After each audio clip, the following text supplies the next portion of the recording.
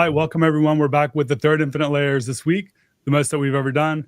We have a lot going on, so I'm excited to bring in Drew today from Tangle Network. Tangle, I'm not going to try to describe it. I'm going to let Drew do that. So yeah, feel free to go ahead and give us a quick intro to yourself as well as your company. Awesome. Yeah, thanks, Nader, for having me on. I'm Drew. I'm the founder of Tangle.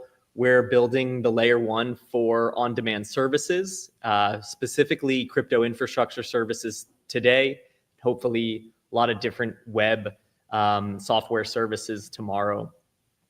These services, the idea is we build an infrastructure as code SDK to help developers compose, build infrastructure services, monetize them using our software, and then a platform where they can deploy them and customers can instance them.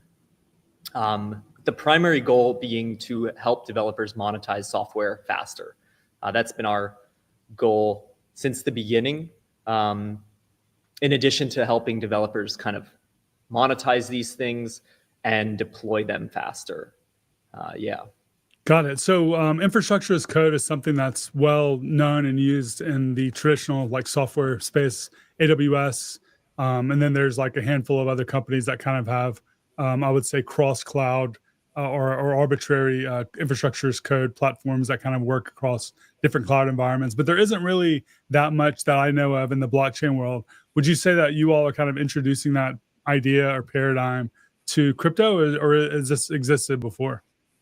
Yeah, I mean, maybe the closest way that it exists today is through these app chain deployment SDKs, right? Cosmos SDK, Substrate, OpStack, Layer 2 frameworks are kind of maybe the first incarnations of infrastructure as code almost. And we, I'd love to go into this on, I think the reason for this is how we monetize infrastructure in our industry is, I think, primarily driven by these types of platforms right now, because most of the money, and I kind of did a research review before this on EigenLayer, but most of the money that these projects or infrastructures are generating is from transactions, fees, sequencing fees, data costs, data availability, and whatnot. So right now, I think that's where the landscape is at.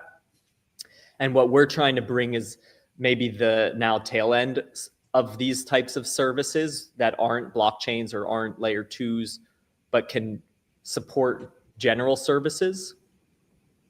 And something unique with our SDK, and was motivated by how we initially started, is we're building it so that it works in a multi-agent setting. So you are given this set of tools to launch multi-agent systems.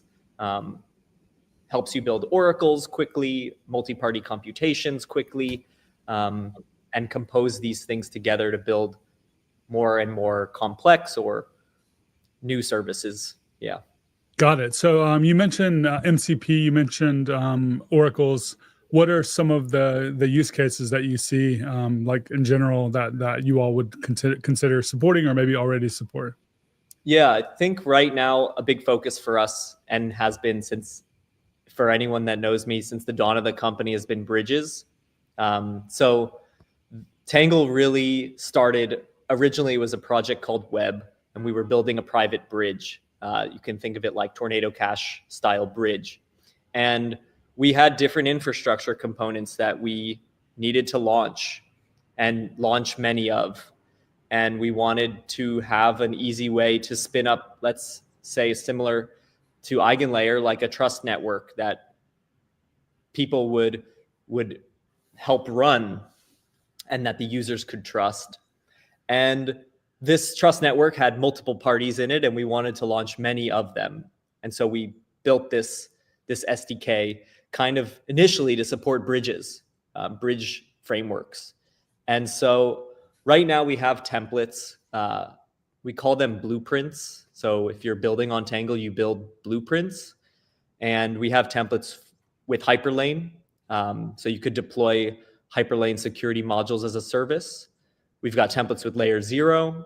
If you want to deploy DVNs as a service, they're all open source. So we plan to launch them but we definitely encourage developers to use them. I think we're one of 3 now DVNs open source on the internet. Haven't seen many others. So even if you want to build on layer 0, please use our software. We're actively contributing to it. Yeah, we've got bridges. We haven't done MCP yet. It's mostly MPC that we've been doing. MPC. But yeah, we've done some like generic, you can do threshold signatures or threshold encryption. We've done some AI agent services. So a developer can build an infrastructure for an AI agent system or use one of these to deploy agents into trusted execution environments. We work with Fala on that. But I think, and maybe it's where we are in the market right now, I'm definitely, of course, it sounds silly, but shifting my focus to really what are the types of services that are generating revenue right now or will, because I think there's a lot of tech that we're interested in, but we might not have the users for it. So, yeah. So, before we jump in, I know you have a presentation we're going to dive into before we get into some more discussion, but how is Tangle utilizing EigenLayer, or is it more about some of these blueprints are using AVS services that are built on EigenLayer like Hyperlane? Yeah, so I'd say initially it's the latter right now. So our SDK, you can use it to deploy EigenLayer AVSs with, and you can leverage our tools like peer-to-peer networking, and you can leverage these other blueprints we've built to take an existing piece of software and turn it into an EigenLayer AVS and leverage EigenLayer for security. Down the line, we plan to, cover the former, which is have EigenLayer provide security to Tangle to power services on Tangle, and maybe vice versa. It's a bit of cross-pollination. Because I think, we don't know what the cost of security really should be when you're a customer of these projects. And we'll dive, I can go into that, how we're thinking about this. But a lot of what we're thinking about is the sort of AWS model. Like, what's the cost of you're a customer and you want a bridge or you want an indexer? How do we get the cost of that as low as possible? Because I think launching a layer 1, for example, you learn very quickly how quick you can spend your money. People are all out there they want you to pay them a lot of money to run open source infrastructure. And so I'm hoping that we can kind of put a dent in that market where the pricing becomes a lot more transparent and people can actually invest in it and maybe take a little bit of market share from these behemoths. Super interesting. Okay, cool. So let's dive into your presentation and then we'll jump back into more discussion. Cool. Yeah, let me just, let's see. Okay, I could share my screen. Awesome. Mm-hmm.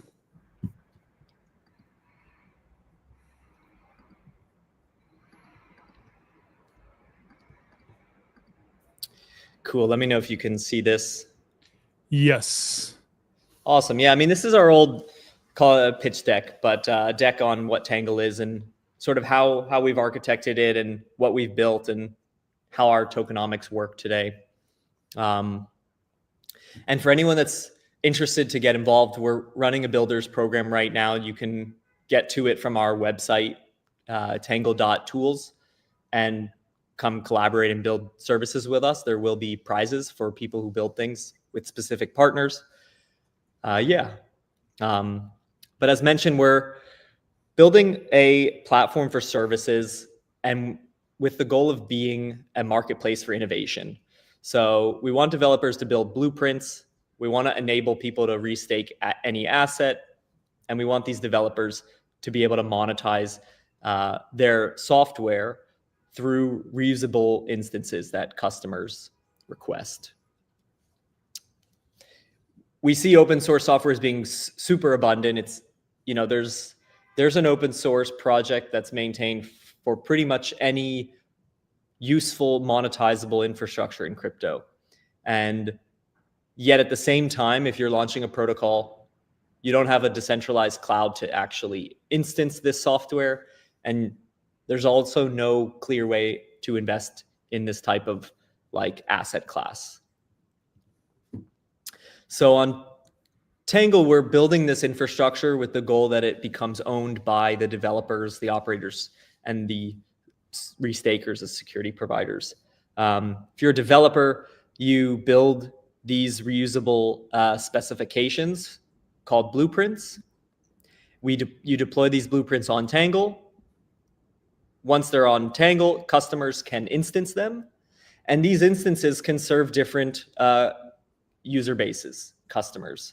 So you could have a blueprint for a bridge, and you might have different customers who pay for that bridge, who use different assets to secure it and have different operators. So we've taken this notion of like an AVS, and we've made this sort of a meta AVS system. The types of services that we've been interested in, of course, come down to like restaking. Is you can do verifiable computations.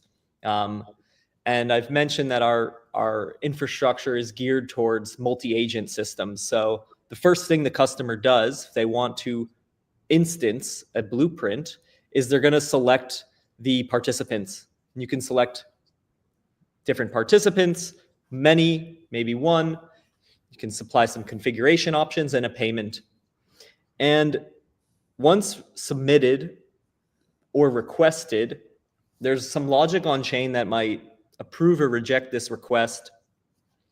But if it's approved, there will be a service running. And if there's computations running, they might succeed or fail.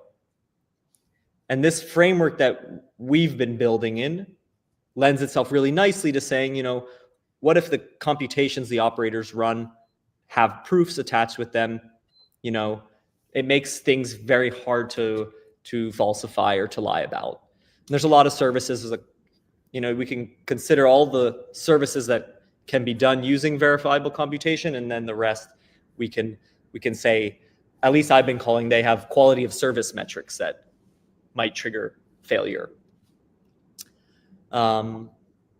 And with this framework, we've built a variety of examples. For example, you can deploy layer 0 DVNs. You can use different security validation mechanisms, call it, like different types of threshold signatures. You can have different assets that secure them and all monetize differently for different sets of users.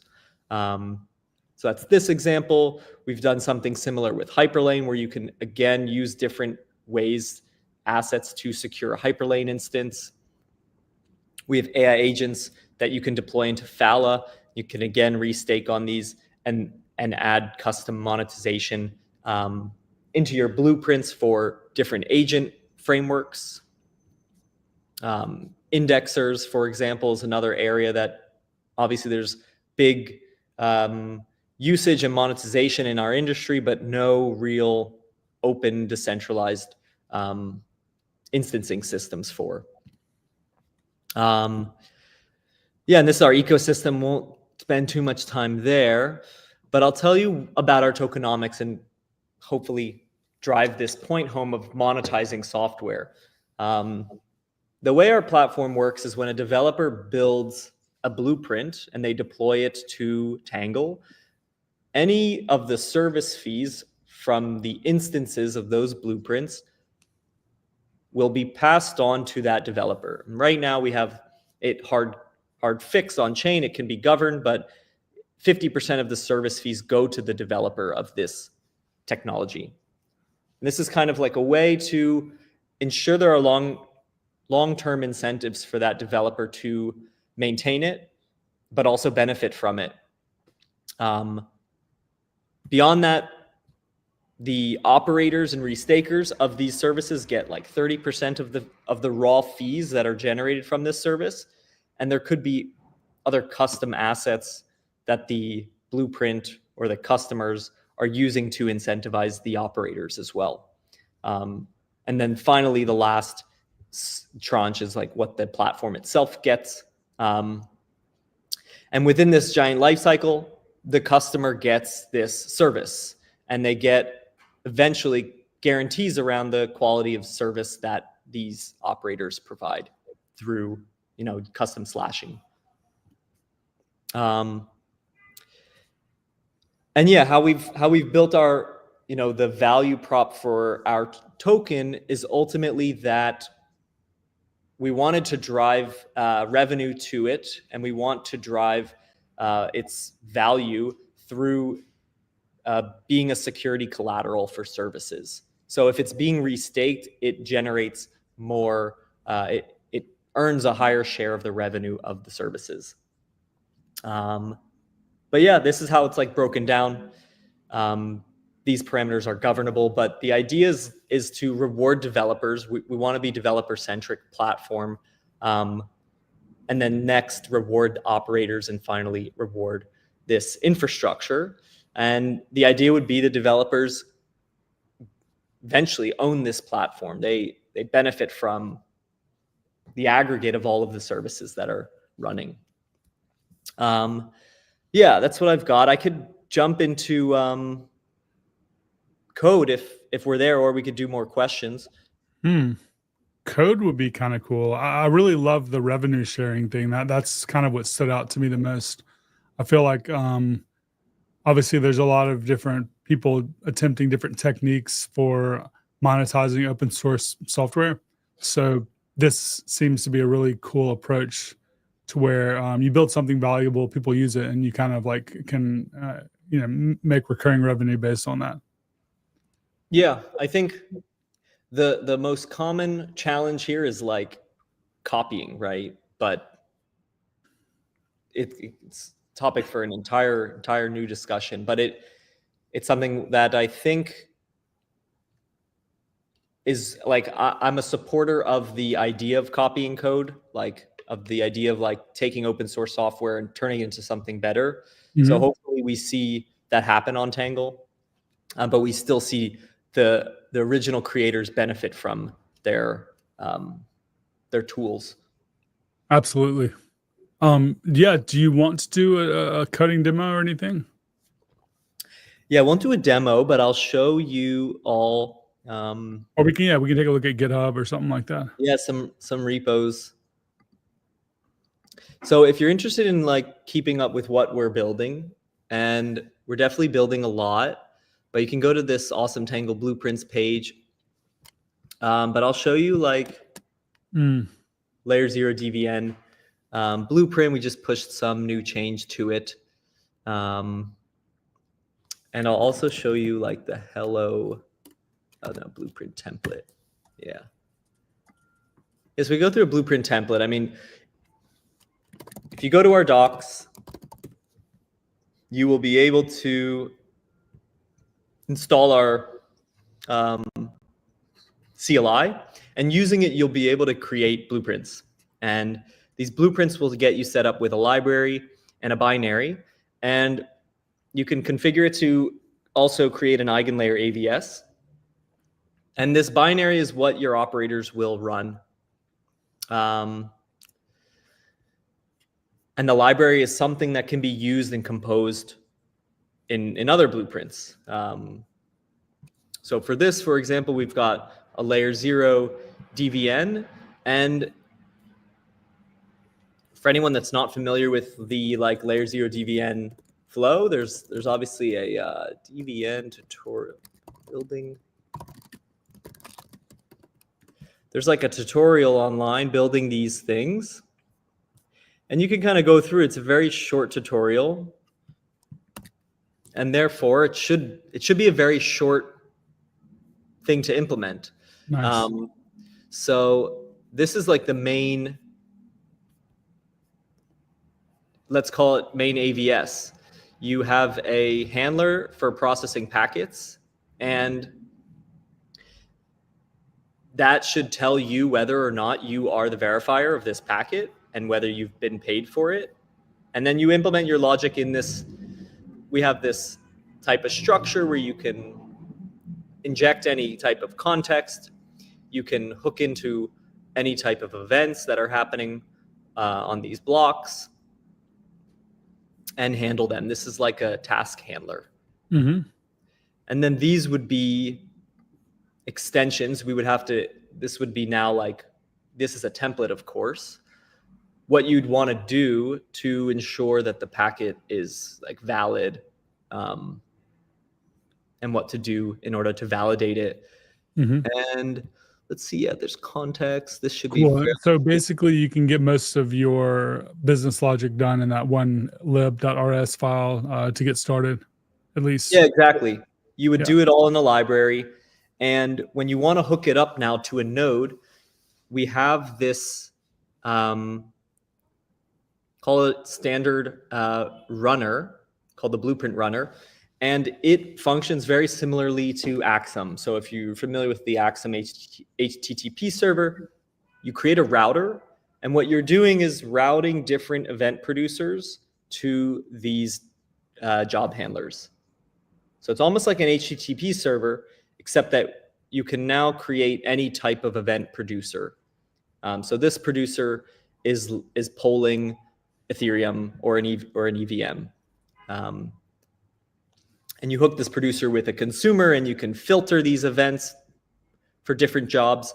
So as you can see, this is like a router that is going to process this packet, and it's going to filter based on this contract. So like it's only going to listen to those events from this contract. And that contract was set up, right here. I mean, the address is to do. So you would normally put this in an environment variable, and you're off to the races. Something that's really great that we got working recently is actually like a full end-to-end test now, where you have two EVMs forming a bridge between each other and using this DVN to verify packets. And commonly what we've seen is that actually, and you can see it here, right? Like testing this stuff is harder than building it in most cases. Requires more software. Mm-hmm, mm-hmm. And so that's what we're hoping to do with all these little composable bits. I could show you another blueprint. This one, for example, generates threshold signatures.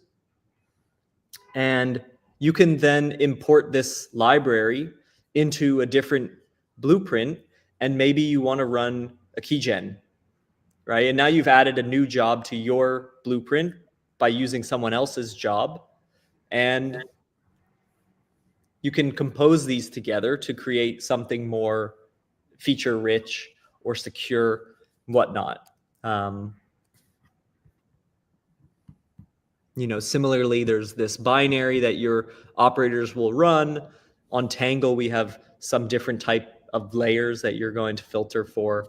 But they all sort of follow the same structure, where you kind of create this runner, and this is what your operators run. Okay. Yeah. Got it. So when you say that this is what the operators run, you're still kind of like talking about the individual, unique, like business logic of that, I would say, implementation for what you're trying to build in that one lib.rs file. And that's kind of where you would start, right? Yeah, you can think of it like the library is your HTTP routes, and that main RS is you starting the server. Okay. And the idea is that you can plug in peer-to-peer networking. You can use some of the more complicated tools in the SDK to build like a multi-party computation, or to run a full consensus protocol in your let's say, library. Okay, that was really helpful. And I think that what I like the most about kind of like what you all have done in the sense of tailoring for developers is that you have a lot of content that's out there in terms of reference architectures and examples, and just code for people to kind of dive in and run, because that's kind of the best way to get started. Obviously documentation is great as well, but I feel like a lot of times I've seen certain teams and companies like launch, and then there's not really much there for developers. But I think what you all have provided is just a lot to work with. Curious, like, what are some of the like teams that you're excited to work with, or that you're already maybe working with, or maybe that you feel like might make sense to work with in the future? Yeah, I think so. And this goes to like monetizing this type of tech, right? And we're infrastructure as code. So I think the right question is, what infrastructure do you monetize?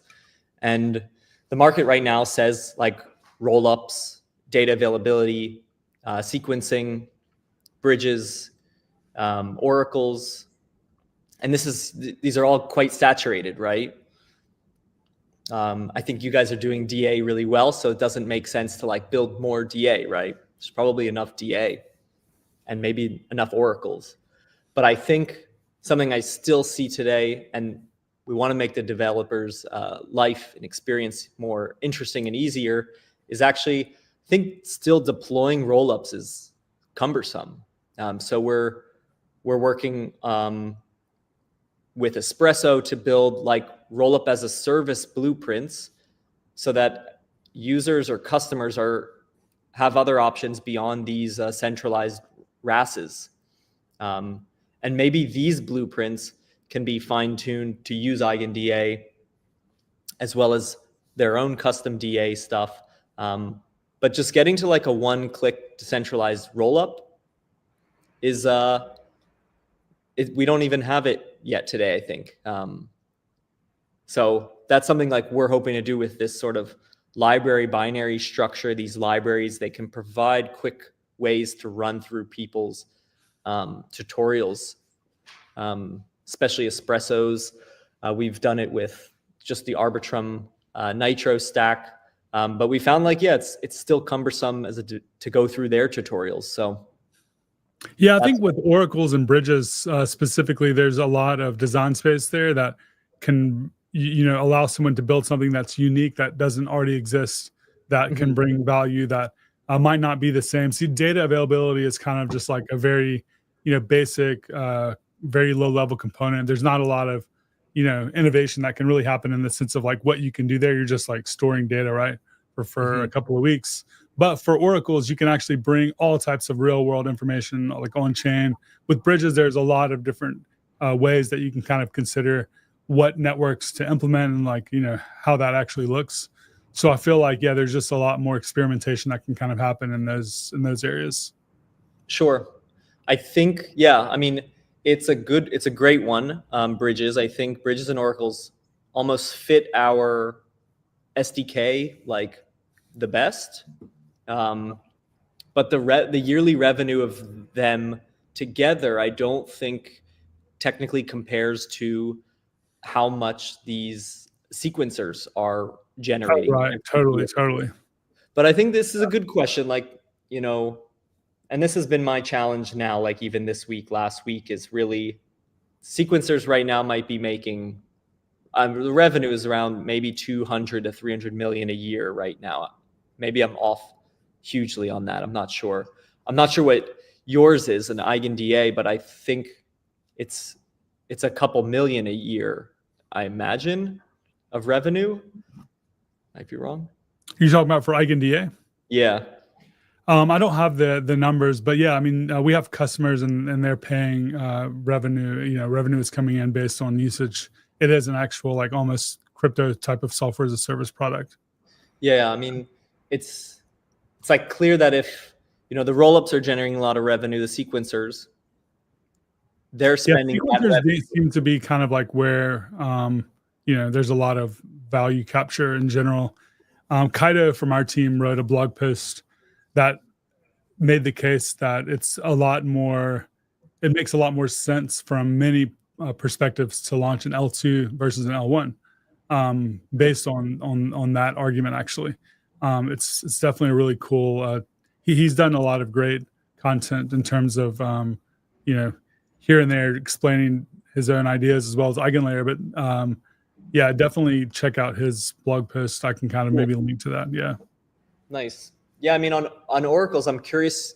I don't know if you have these thoughts, but I'm close with some Oracle company founders, and it's a very competitive landscape, right? Like you've got a finite set of DeFi protocols, and the large amount of the business is like providing price feeds. Totally. Maybe you do it cheaper than others, but bringing more niche data on chain, I don't know if we have the demand for it yet. I mean, it's a cool use case, That's but a good question. I think it's more for applications. So I think like if you have an idea for instance, a very, very like unique, or you have an implementation of something like a prediction market that you want to build that you think is going to be amazing, and you want to kind of bring some of that real world information on chain, it'll be part of your application as opposed to like an open infrastructure that other people use and you monetize. That's kind of the way I would look at it. It's kind of like and more of an application specific thing. So if you build a really cool prediction market, you want to kind of have full control over what data is available for your application. You can just kind of build it and you don't have to rely on someone else. That's kind of the way I'm thinking of it in general. So cool. Yeah, I think that could be a good angle to think about it with. Obviously, you have like projects on EigenLayer doing generally providing the framework or the SDK for web proofs, zk-TLS proofs. So it's like, hey, here's how you could build applications on us. But I wonder how they'll monetize. It could be a very great business to be running, like monetizing per query or per proof. Yeah, it's something I'm trying to think of. I mean, on that topic, like we're building now. I don't know if you're familiar with RFQ systems, but like in finance, in trading, and mostly like since the days of 0x, when you wanted to get good order matching of your trades, you wouldn't do this on chain. Like long ago we couldn't support order books on chain. So what you would do is we would have these protocols where you would gossip your request for a quote on what the price of some asset is, and you can do order matchmaking off chain. Right? So if you wanted to buy some assets, you could find some sellers off chain on a gossip network. And we're doing this right now, Tangle, for like cloud services. So if you want a service, you're a customer, maybe we get to this point where you want a data feed. That's how maybe I'll think about it. You want a data feed, and the market will give you a bunch of prices. And you can choose the cheapest, or you could choose by maybe some reputation. Maybe you want an RPC, right? You want these infrastructure services as a customer, and you don't know this is happening under the hood. It's like a Kosh, right? You just see prices and you can pick. But I think that's how our cloud should be. Like, what's the value prop of the decentralized cloud? It's like, it's open, permissionless. People can charge whatever they want. And if they can find customers, like, we should be competing. I think how Kosh brands is like they have cheaper cloud, right? So I think maybe we're kind of trying to get to this place with all this infrastructure. Totally. Awesome. Okay. Well, this has been really helpful, and I appreciate you coming on and spending some time with us today. So before we wrap it up, what are some things that developers can kind of do to kind of start looking into building on Tangle and connecting with your team and maybe your community? Yeah, definitely. I mean, if I could present one last thing. Yeah, let's do it. I would say come to Tangle. You can get to our builders program here. You can apply here. We're running, it's not even going to be 4 weeks. It's going to be some continuous education. There'll be continuous hackathon programs where we will kind of take you through end to end building out these blueprints, and we'll get you effectively started with either wrapping some interesting open source tech and deploying it, or building something new from scratch. There'll be workshops, and there'll be hands-on education from my team. And yeah, we would love to have you join us. We've got a lot of examples we'll be educating you through, and we can help work together to find customers for these things. Awesome. I love those types of programs. So kind of, brings people in and gives them kind of like guided advice, and, win-win situation, I think. Yeah, for sure. There will be some great sponsors and hopefully prizes that you can earn by working with us and through these programs. Awesome.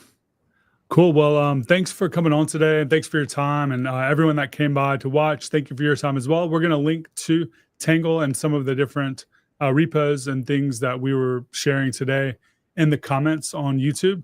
So if you missed some of this, or if you want to just go get those resources, those will be up in just a few minutes. So that wraps up this episode of Infinite Layers with Tangle. Thanks for coming through. We're going to have more starting next week. Bye, everyone. Awesome. Thanks for joining.